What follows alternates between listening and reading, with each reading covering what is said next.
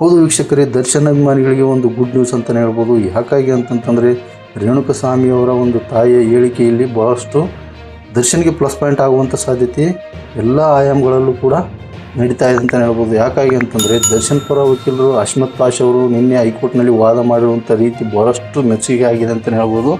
ಇವರು ಭಾಳಷ್ಟು ಅಡ್ವೊಕೇಟ್ಗಳಲ್ಲಿ ಒಂದಿಷ್ಟು ಭಾಳ ಬ್ರಿಲಿಯಂಟ್ ಅಂತಲೇ ಹೇಳ್ಬೋದು ಅಶ್ಮತ್ ಪಾಷ್ ವಕೀಲರು. ಹಾಗಾಗಿ ದರ್ಶನ್ ಅವ್ರನ್ನ ಹೇಗಾದರೂ ಮಾಡಿ ಈ ಕೇಸ್ನಿಂದ ಖುಲಾಸೆ ಮಾಡಿ ಹೊರಗಡೆ ಕರ್ಕೊಂಬರ್ಬೇಕಂತೇಳಿ ಈ ಅಶ್ಮತ್ ಪಾಷ್ ವಕೀಲರು ನಿಂತಿದ್ದಾರೆ ಅಂತಲೇ ಹೇಳ್ಬೋದು.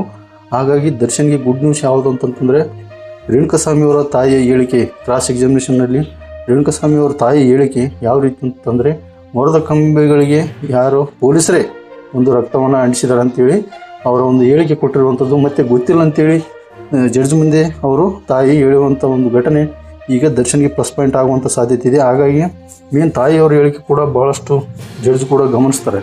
ಹಾಗಾಗಿ ಇಲ್ಲಿ ದರ್ಶನ್ ಅವರು ಬಿಡುಗಡೆಗೆ ಇದೇ ಮುಹೂರ್ತ ಅಂತಲೇ ಹೇಳ್ಬೋದು. ಯಾಕಾಗಿ ಅಂತಂತಂದರೆ ದರ್ಶನ್ ಅವ್ರನ್ನ ಹೇಗಾದ್ರು ಮಾಡಿ ವಕೀಲರು ಕೂಡ ಹೊರಗಡೆ ಕರ್ಕೊಂಬರ್ಬೇಕಂತೇಳಿ ನಿಂತಿರತಕ್ಕಂಥ ಸಂದರ್ಭದಲ್ಲಿ ಈ ಅವರ ರೇಣುಕಾಸ್ವಾಮಿ ಅವರ ತಾಯಿ ಹೇಳಿರ್ತಕ್ಕಂಥ ರೀತಿ ನೋಡಿದ್ರೆ 100% ಇಲ್ಲಿ ದರ್ಶನ್ ಅವ್ರಿಗೆ ಖುಲಾಸೆ ಸಿಗುವಂಥ ಸಾಧ್ಯತೆ ಇದೆ. ದರ್ಶನ್ ಅವರು ಹೊರಗಡೆ ಬಂದೇ ಬರ್ತಾರೆ ವೀಕ್ಷಕರೇ. ಹಾಗಾಗಿ ಯಾರ್ಯಾರು ದರ್ಶನ್ ಅಭಿಮಾನಿಗಳಿದ್ದೀರಾ ನಮ್ಮ ಒಂದು ಚಾನಲ್ ಸಬ್ಸ್ಕ್ರೈಬ್ ಮಾಡಿಕೊಂಡು ಲೈಕ್ ಮಾಡಿ ಆದಷ್ಟು ಈ ವಿಡಿಯೋನ ಶೇರ್ ಮಾಡಿ ವೀಕ್ಷಕರೇ.